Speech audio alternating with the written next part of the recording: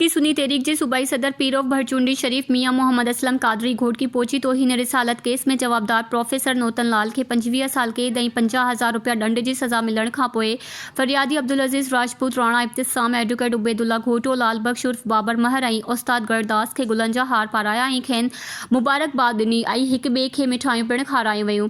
उन मौक़े ते सुन्नी तहरीक जे सूबाई सदर मियां मोहम्मद असलम कादरी चयो त गुस्ताख़ रसूल प्रोफेसर नौतन लाल जी सज़ा जो फ़ैसिलो हक़ ऐं सच जी फतह है। हिन मामले में असांजी जिद्दोजहद काफ़ी अरसे खां हली रही हुई ऐं असांखे दबाव बि बर्दाश्त करणो पियो। हुन चयो त हुज़ूर सल्लल्लाहु अलैहि वसल्लम जे नामूस जी हिफ़ाज़त लाइ असांजूं जानियूं बि क़ुर्बान आहिनि।